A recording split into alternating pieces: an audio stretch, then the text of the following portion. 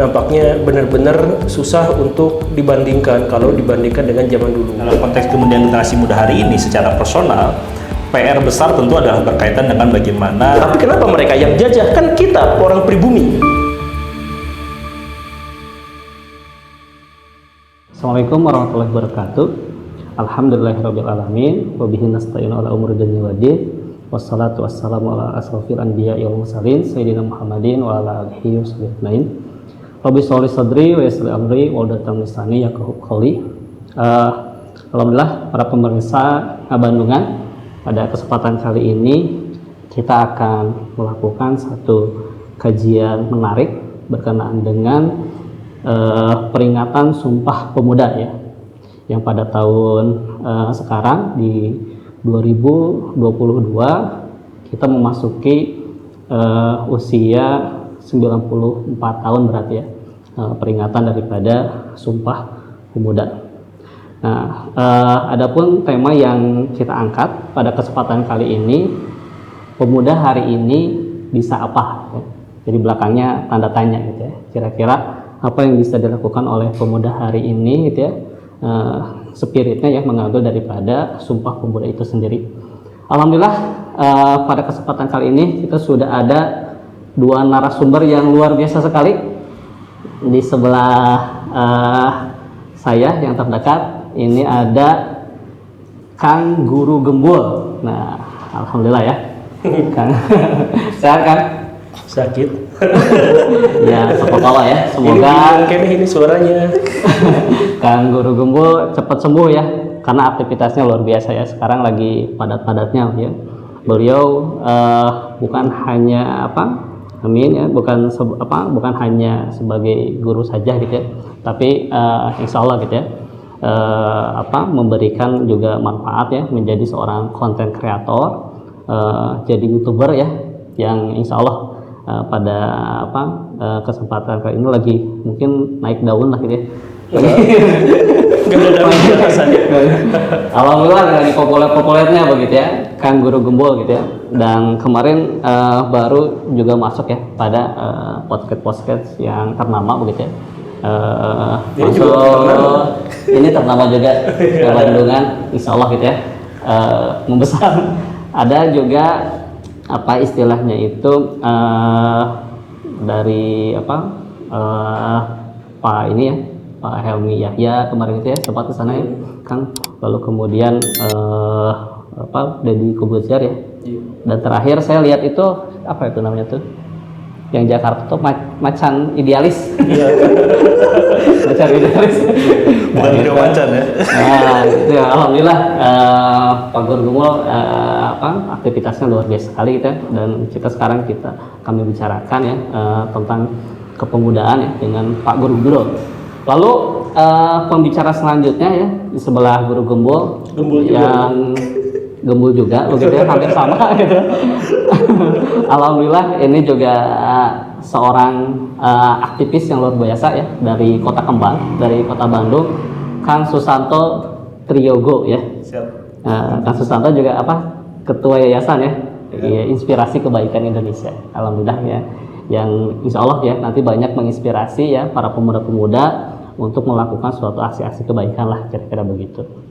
Baik, untuk tidak berlama-lama saya masuk ya pada kita ngobrol ya berkenaan dengan refleksi Sumpah Pemuda ya. Pertama ini saya pengen tahu kan dari sejarahnya gitu ya. Sumpah Pemuda kan dulu kita ingat ya, terjadi di tahun 1928 begitu ya. Dan menurut catatan saya itu terjadi pada peristiwa suatu kongres yang kedua ya, pada 27 dan 28 Oktober begitu ya. Dan sebelumnya ada kongres 1 ya, yang itu istilahnya dianggap kurang berpengaruh lah begitu ya pada perjalanan sejarah selanjutnya ini. Adapun pada kongres kedua gitu ya, karena ada istilahnya itu muncul istilah Sumpah Pemuda, ini dianggap berpengaruh ya, dan nanti berhubungan katanya gitu ya, pada kemerdekaan Indonesia. Nah sebetulnya bagaimana kan situasi dan kondisi ketika itu tanggal 27-28 Oktober 1928 itu. Ke saya. Ya. Jadi gini Kang, sebenarnya kalau kita berbicara tentang sejarah Sumpah Pemuda, kita akan dipermalukan habis-habisan karena generasi sekarang nampaknya benar-benar susah untuk dibandingkan kalau dibandingkan dengan zaman dulu. Zaman dulu di tahun 28 belum ada internet, belum ada TV, buku masih sangat sedikit, itu pun berbahasa asing, dosen-dosen masih sangat sedikit dan lain-lain, tapi pemuda-pemudanya itu luar biasa. Bayangkan misalkan Bung Tomo itu waktu bikin Budi Utomo itu umurnya 20 tahun Kang. Jadi Akang umurnya berapa tahun sekarang? Kalau tidak. Nah, udah tua itu. Bung Karno itu waktu bikin PNI partai itu yang bikin Belanda takut itu umur 27. 27 ya. Dan yang paling senior itu Hos Cokro Aminoto bikin Sarekat Islam 30 tahun. Nah, jadi itu semuanya pemuda-pemuda, itu muda-muda. Akan 30-an. Nah, ini sudah bikin Sarekat Islam seharusnya. Ini belum ya? Belum. Oh, udah bikin.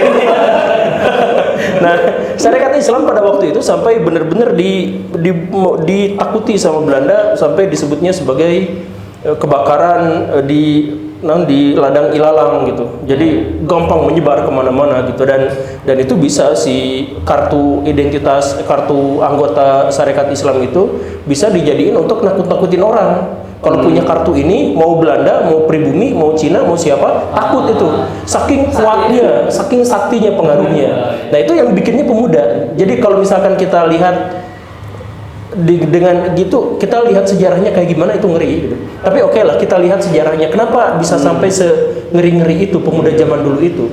Karena pemuda-pemuda zaman dulu itu berangkat dari sesuatu yang nol, kemudian tiba-tiba berubah menjadi sesuatu 100 gitu. Jadi ada revolusi besar-besaran ide di situ. Revolusi besar-besaran ide di situ itu gara-gara munculnya berbagai ideologi yang mendadak masuk di tahun 1900 awal.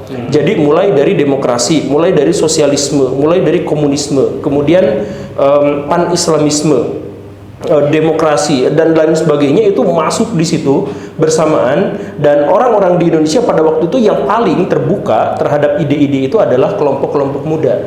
Tapi kalau misalkan dilihat dalam sisi politik juga, itu ada sesuatu yang unik dan aneh yang kayaknya nggak akan terulang lagi. Jadi pada waktu itu Belanda tuh baru saja mengklaim kami menjajah Indonesia. Jadi pada awal abad 20 ya. Iya. Makanya sering saya bilang bahwa Belanda itu nggak menjajah Indonesia itu 350 tahun, 35 tahun.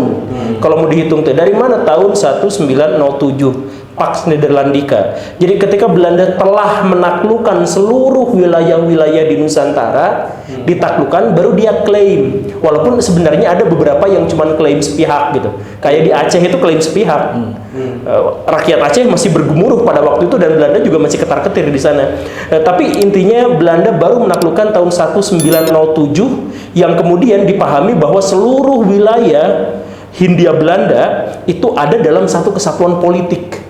Nah, satu kesatuan politik itu kemudian menerapkan satu gagasan yang bikin nangis, yaitu Trias van Deventer.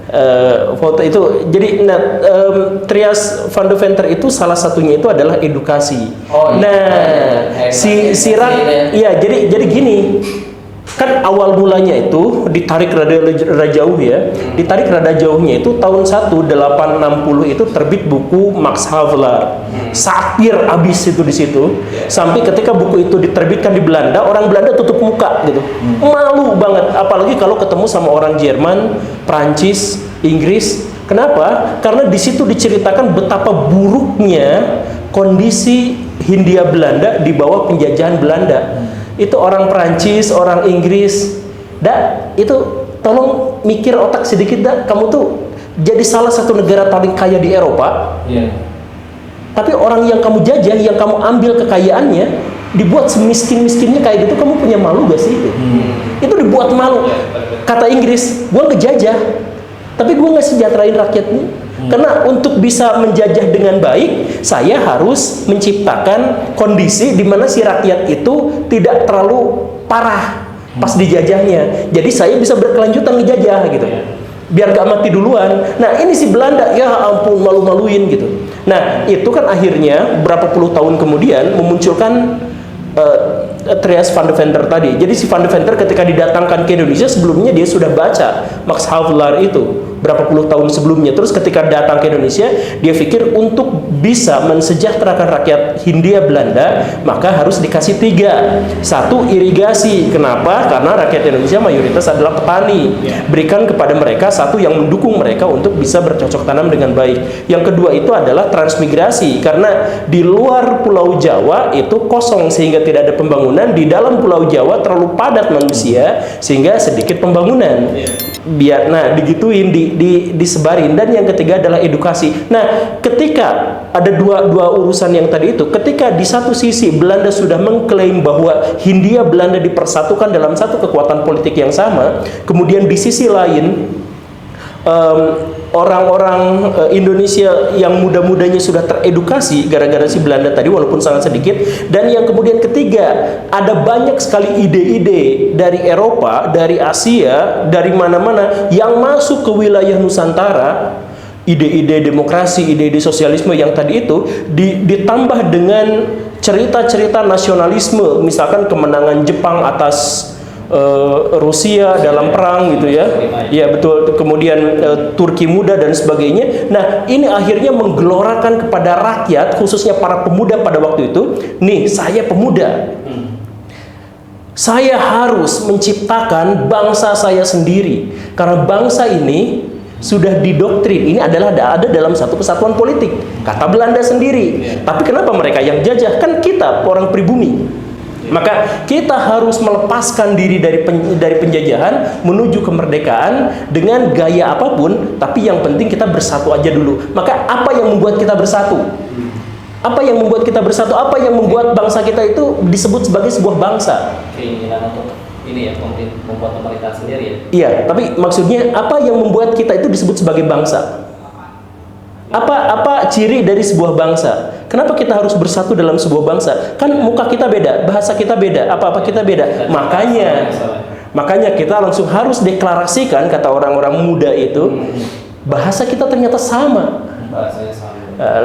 Langsung Pak Yamin dan teman-teman, kemudian langsung bahasa kita adalah bahasa Melayu yang dimodifikasi sedemikian rupa agar bisa menjadi bahasa yang kita kenal sekarang. Kenapa harus bahasa Melayu, bukan bahasa Jawa?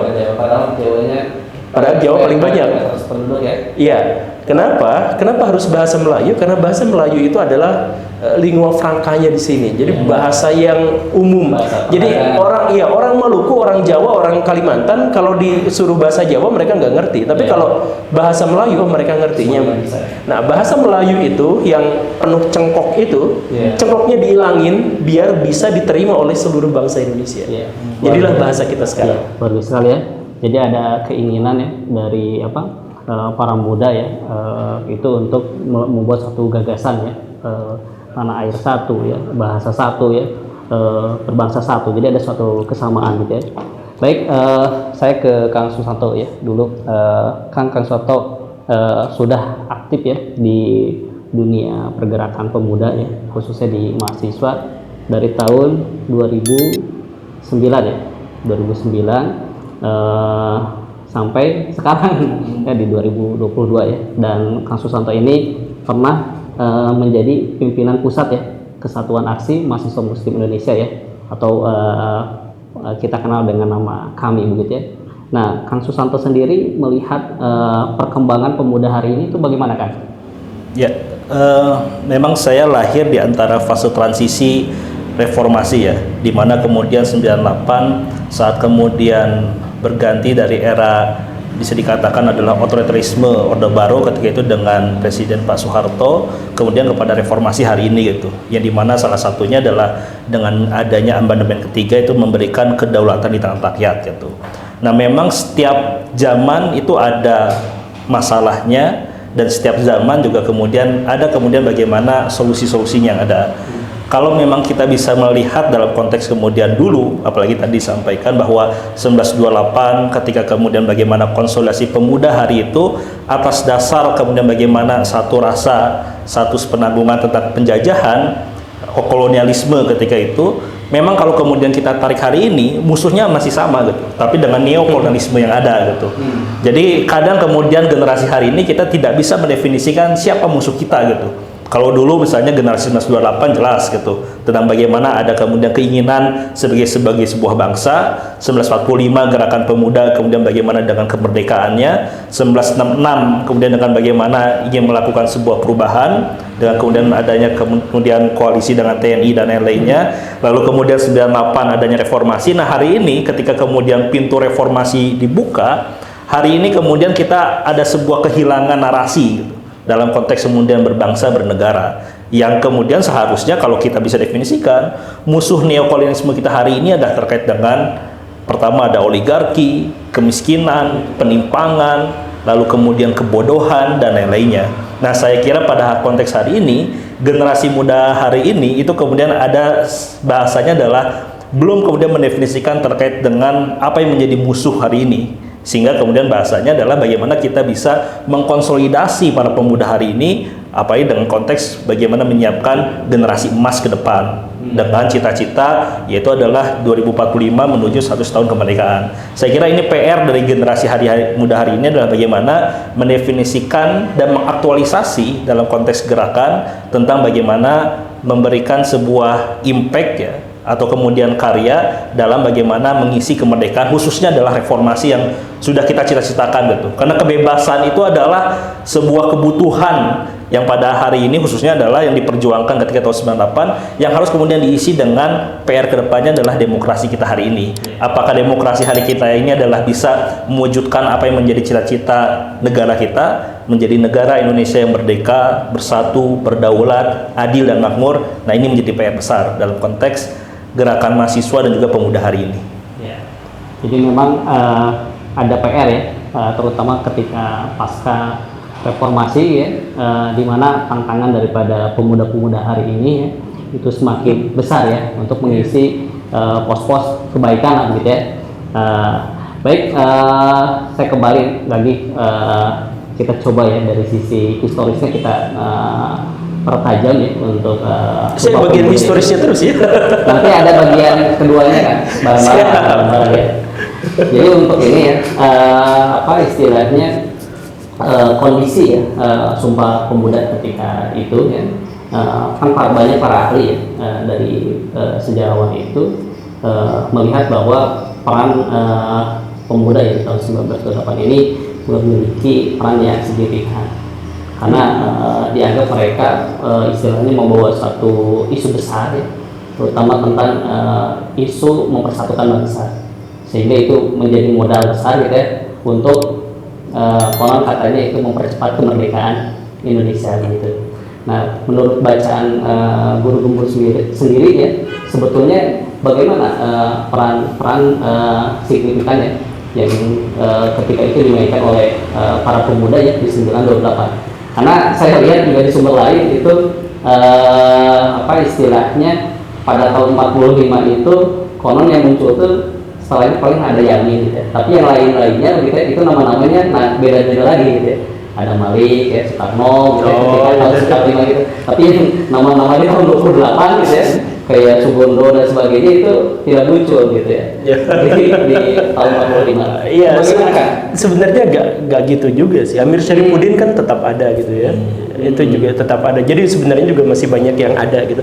Cuman maksudnya gini, kalau misalkan pertanyaannya tadi itu adalah apakah itu benar-benar mempercepat kemerdekaan Indonesia? Mempercepatnya jelas mempercepat, karena gini nih, ini ada satu narasi yang tidak pernah diceritakan dalam sejarah kita, yaitu bahwa seandainya orang Indonesia pada waktu itu tidak melakukan revolusi kemerdekaan, seandainya Pak Karno tidak pernah memproklamirkan kemerdekaan Indonesia, seandainya tidak ada perang selama 5 tahun dari 45 sampai 49 dalam upaya mempertahankan kemerdekaan Indonesia, kita tuh udah pasti dilepaskan sama Belanda. Sebenarnya Jadi kenapa seperti itu? Seluruh dunia yang dijajah itu dilepaskan. Emang agenda baratnya begitu. Kenapa? Karena mereka dari zaman kolonialisme pindah ke neokolonialisme. Zaman kolonialisme itu jauh lebih menguntungkan. Misalkan gini, Belanda itu dapat 600 triliun setahun dari menjajah Indonesia. Tahun 40. Sekarang Singapura dapat 2000 triliun dari Indonesia, padahal nggak ngirimin tentara. Nah, iya. Jadi bayangin misalkan gini ya.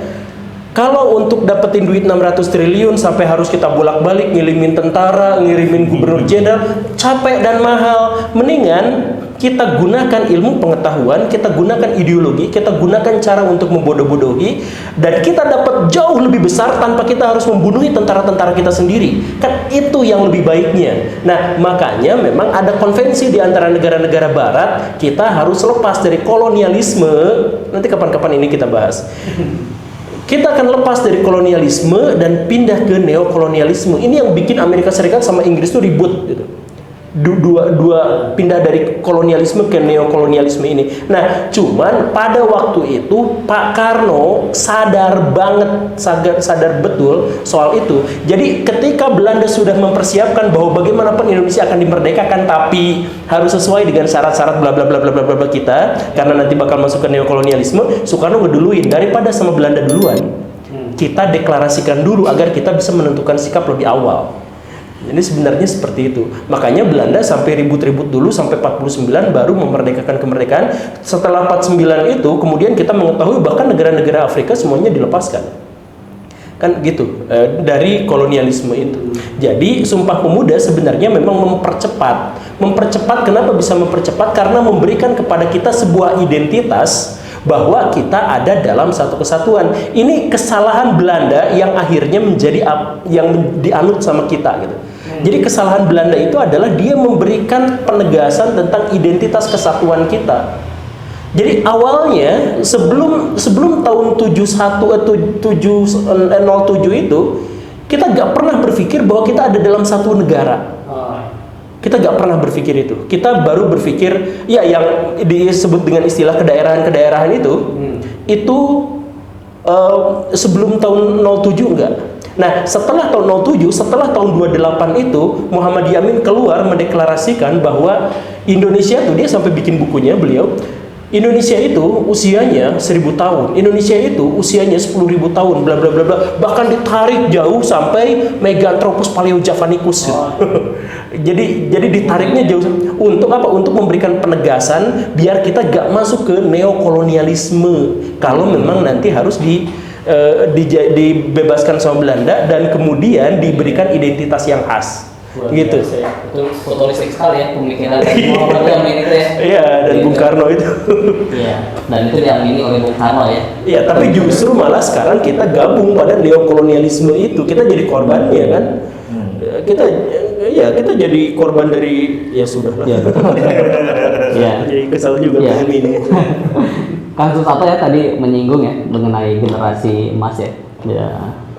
Sebagaimana kita ketahui juga kan kondisinya sekarang bangsa Indonesia ini sedang mengalami ya kalau ahli itu menyebutnya bonus demografi lah bahasanya gitu ya, di mana usia produktif sekarang ini menjadi mayoritas ya. Bahkan menurut para ahli juga itu di tahun 2030 itu puncaknya ya, usia produktif di Indonesia itu mencapai 70% begitu. Nah, dari Kang Susanto sendiri ya melihat situasi seperti itu ya, bagaimana nih melihat dari sisi peluang dan tantangannya gitu ya. Apakah negara kita sudah gitu ya istilahnya memanfaatkan potensi ya, demografi dan potensi pemuda pada hari ini? Ya.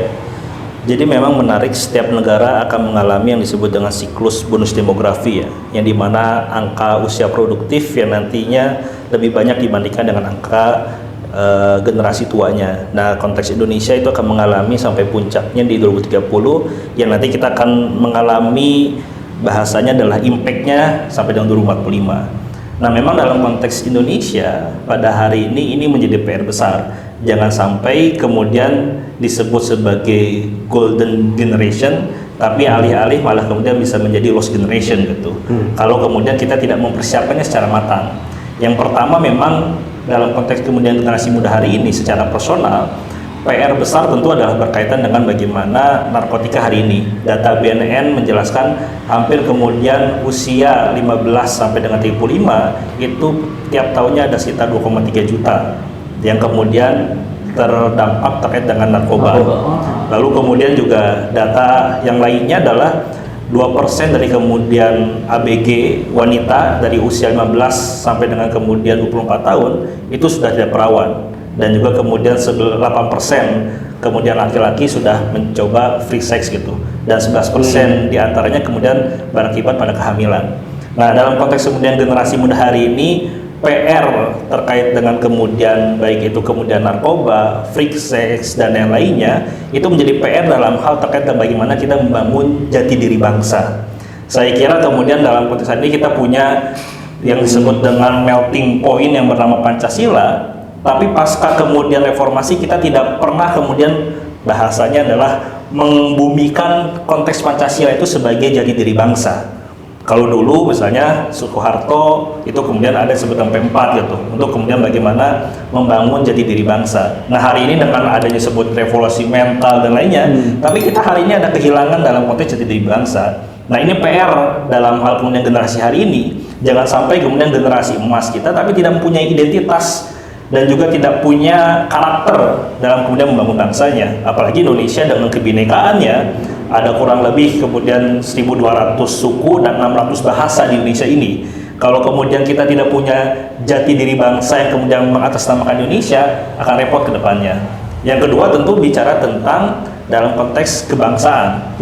Indonesia ini tua secara bangsa, gitu, tapi muda secara negara, gitu. Karena ya tadi 1928 dari kemudian kita sudah mendeklarasikan sebagai sebuah bangsa, tapi kita bisa jadi kemudian masih muda dalam konteks demokrasi hari ini, baru 24 tahun reformasi gitu. Sehingga kita bisa melihat reformasi hari ini masih dalam konteks sistem dan lain-lainnya menjadi PR, apalagi bisa tentang demokrasi hari ini gitu. Partisipasi dan lain-lainnya itu masih sangat rendah gitu, apalagi bicara tentang korupsi dan lain-lainnya. Jadi PR kedua adalah bicara tentang demokrasi kita hari ini. Apakah demokrasi hari kita hari ini apakah sudah pada rangka kemudian apa yang menjadi cita-cita negara atau belum gitu. Nah, ini PR-nya. Yang kedua adalah kebinekaan.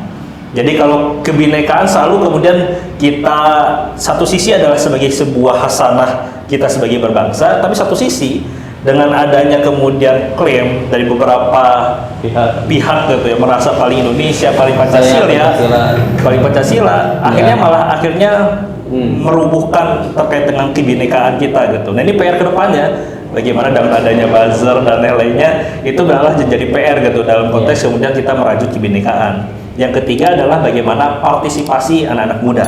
Tentu dengan adanya hari ini sosial media dan lain-lainnya, semakin pemuda-pemuda Indonesia itu semakin bisa dikatakan apatis gitu. Dia asik dengan gadgetnya gitu.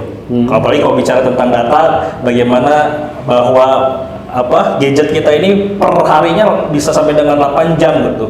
Orang tuh untuk kemudian bermain gadget gitu, scroll TikTok, scroll Instagram dan lainnya gitu. Kayak jam tidur aja ya. Jam tidur gitu. Jadi sepertiganya adalah di sosial media.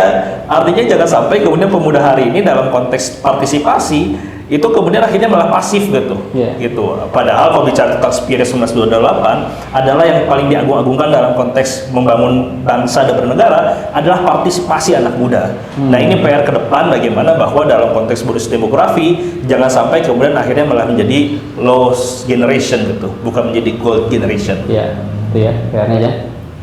Nanti kita bukan jadi gold generasi ya, tapi jadi lost generasi yang kalah.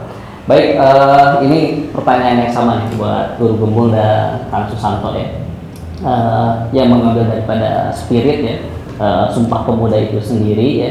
Kira-kira untuk tadi ya, tadi kan pemuda ini pada masa sekarang harus melakukan sesuatu lah, kira-kira seperti itu. Kira-kira apa kontekstualisasinya ya peran pemuda hari ini ya, jika kita mengambil spiritnya dari Sumpah Pemuda? Ikut Kang Guru Gembul. Kita mulai dari hal yang paling sederhana. Jadi pemuda itu apa? Pemuda itu dewasa awal sebenarnya atau akhir dari masa kecil. Nah, karena itu akhir dari masa kecil itu atau dewasa itu apa? Berarti dia independen. Dia harus independen dari orang tua, dia harus independen secara finansial, dia harus independen secara emosional dan sebagainya. Artinya intinya adalah dia harus independen, harus bisa berdiri di atas kakinya sendiri. Nah, ini ada sedikit penelitian kecil bahwa pemuda itu kalau umurnya udah sampai 22 tahun tapi dia belum bisa mandiri secara intelektual, dia akan selamanya jadi seperti itu. Dia kan kita sering ketemu sama orang yang udah tua gitu. Tapi kayak bocah. Tapi kayak bocah gitu kelakuannya. Nah, itu berarti sampai dia usia 22 tahun dia belum memiliki kematangan intelektual. Nah, itu bahaya. Nah, makanya kalau ada orang, misalkan Bung Karno itu 40 tahun memproklamirkan kemerdekaan atau 40 sekian tahun lah, umurnya 40-an. Nah, tapi dia memulai gagasannya, idenya itu adalah di umur 20-an atau lebih awal daripada itu. Jadi apa yang dia pidatokan di umur 40 tahun, 50 tahun adalah apa yang diidekan di waktu usia mudanya. Makanya yang paling penting itu adalah di masa muda sebelum terlambat, cobalah mandiri, minimal mandiri secara intelektual, memiliki integritas, memiliki identitas bahwa saya adalah saya yang unik, spesifik, berbeda sama orang lain, dan saya akan berjuang dengan apa yang saya miliki. Jadi yang paling penting itu adalah pemuda, jadilah pemuda sebagai manusia dewasa yang berbeda dengan orang lain karena dia adalah manusia yang independen. Tapi udah kayak Bung Karno.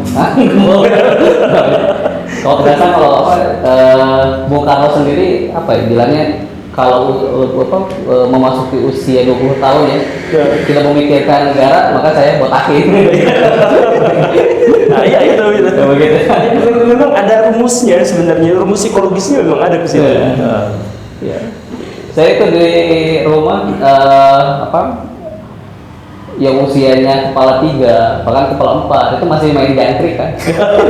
Main kelereng itu baru kayak yang Saya aja masih main Transformer. Baik, kalau tentang apa bagaimana? Dalam konteks apa deh? Kontekstualisasi spirit Sumpah Pemuda ya, nanti peran pemuda ya hari ini itu seperti apa? Ya, memang tadi bahwa pemuda hari ini harus bisa mendefinisikan terkait dengan perannya. Bahwa tentu dalam konteks terkait dengan misalnya dalam agama ada yang sedang khairun nas anfa'uhum linnas, bahwa sebaik-baik manusia adalah yang paling bermanfaat bagi orang lain. Nah, dalam hal terkait ini, maka pemuda Indonesia harus mengambil peran dalam hal terkait dengan masalah-masalah yang ada. Saya kira sudah banyak contoh dalam hari ini ketika bicara tentang masalah pendidikan, ada yang kemudian turun tangan dengan bagaimana buat terkait dengan gerakan turun tangan untuk kemudian pendidikan, bicara tentang kemudian kemiskinan dan lainnya buat terkait dengan lembaga sosial dan lainnya. Nah, pemuda hari ini harus bisa mendefinisikan keberperanannya apa gitu. Karena tentu bahwa selain kemudian kita menjadi seorang abdillah, hamba Allah, maka kita menjadi seorang khilafatul ard gitu, menjadi penguasa ini. Nah, dalam konteks penguasaan, maka bagaimana kita bisa mengelola dan juga berperanan dalam hal bagaimana menyelesaikan masalah-masalah yang ada. Apa masalah di sekitarmu, maka ambillah dan lalu kemudian ceritakan kepada orang-orang di sekitar. Dan konsolidasi inilah yang diperlukan gitu, untuk kemudian bagaimana menuju Indonesia Emas 2045. Kalau misalnya 1928 itu adalah bahasanya adalah menyiapkan proyek untuk kemudian kemerdekaan, maka konsolidasi hari ini adalah menyiapkan untuk bagaimana menyiapkan Indonesia Emas di 2045. Kalau hari ini generasi muda tidak mempunyai tidak mempunyai apa yang disebut dengan dream kolektif, tidak mempunyai sebuah mimpi bersama, maka ya semuanya tidak akan menjadi sesuatu yang menggerakkan gitu. Maka poinnya generasi hari ini adalah harus mempunyai apa yang disebut dengan dream kolektif dan juga spirit kolektif bersama. Sehingga dream dan juga spirit kolektif inilah yang membangun kita bahwa bangun di pagi hari anak-anak muda adalah dalam rangka untuk menjayakan Indonesia ke depan. Saya belajar, saya pintar, saya kuliah adalah dalam rangka untuk menjayakan. Nah, dream kolektif inilah yang harus ada bagi generasi muda hari ini, bahwa belajarnya, kemudian membuat karyanya, membuat sebuah kebermanfaatannya adalah untuk menjayakan Indonesia 2045. Ya, saling melengkapi ya dari Kang Guru Gembor dan Kang Susanto Triyogo ya. Bagaimana tadi di basis individunya ya, basis intelektualnya itu harus selesai terlebih dahulu ya.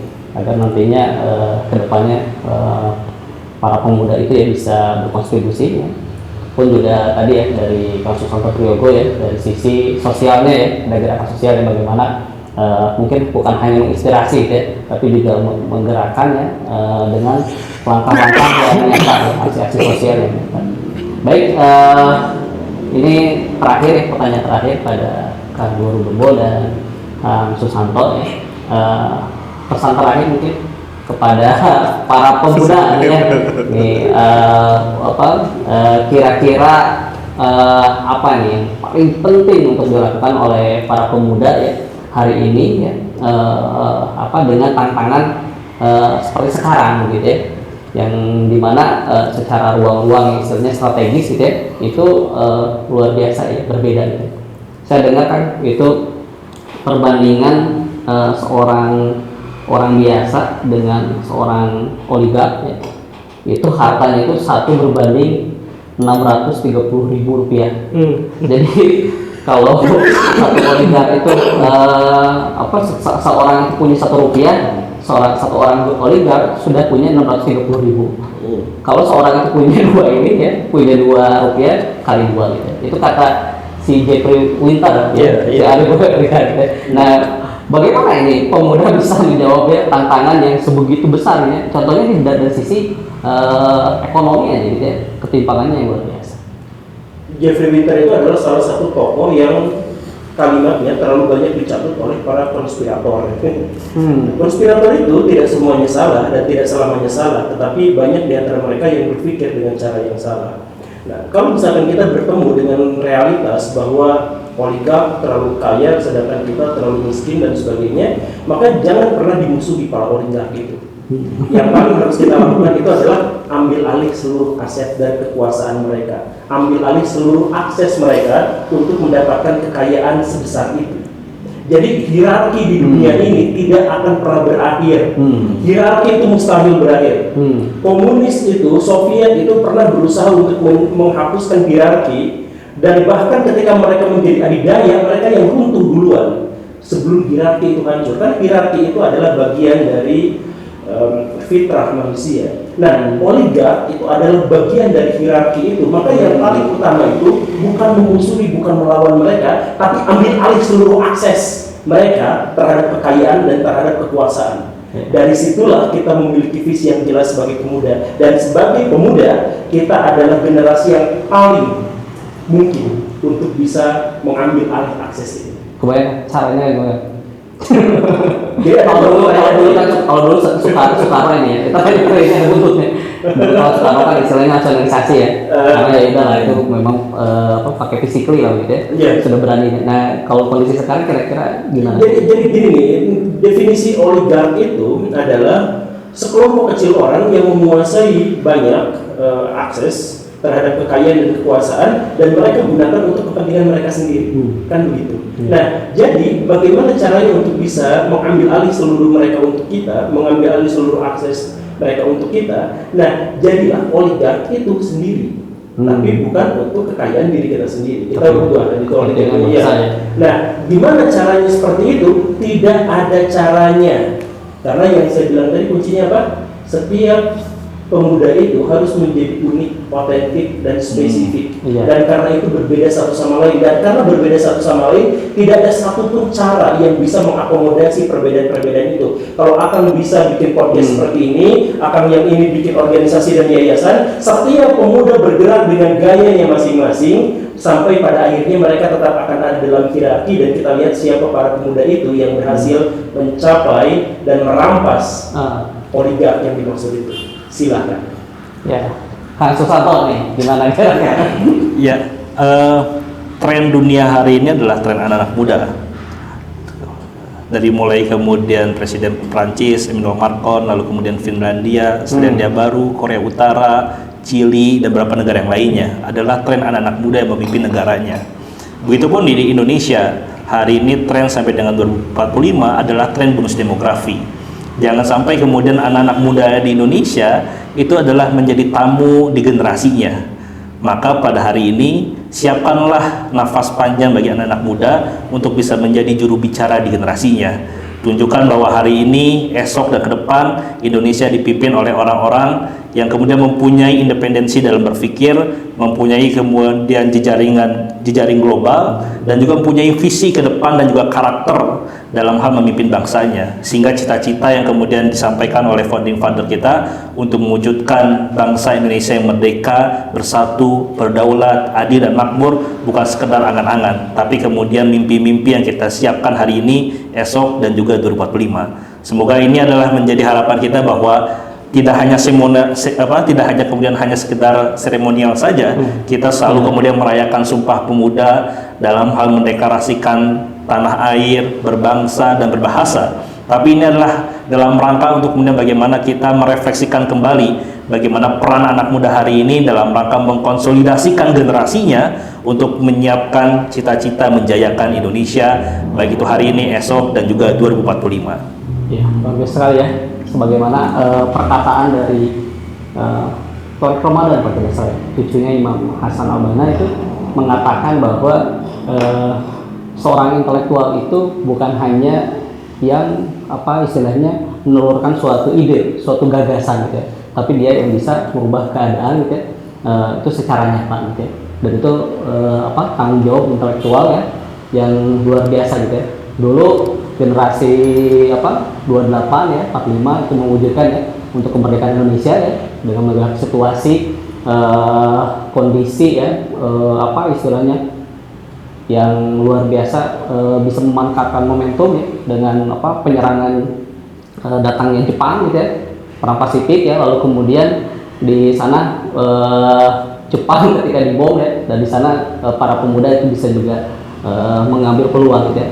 Orang tua masih ragu-ragu gitu ya, tapi ketika itu anak muda menculik gimana gitu ya, menculik ya dengan peristiwa Rengas Dengklok ya. Dan memang tipikal pemuda itu seperti itu ya, mempercepat untuk bangsa kita untuk merdeka ya. Dan semoga kita juga bisa berdikari gitu ya di negeri kita sendiri gitu ya. Baik, alhamdulillah, terima kasih, ini luar biasa ya diskusinya dari Pak Guru Gembul dan Kang Susanto ya. Kalau diteruskan ini wah luar biasa ya, kita bisa panjang ya memikirkan ini dan kita tidak bisa tidur kayaknya kalau memikirkan masalah-masalah bangsa gitu ya. Saya mau tidur. Itu saja, terima kasih Pak Guru Gembul, Kang Susanto ya yang sudah jadi narasumber ya di podcast Ngabandungan ya. Terima kasih ya, alhamdulillah ya. Kita tutup. Assalamualaikum warahmatullahi wabarakatuh. Waalaikumsalam.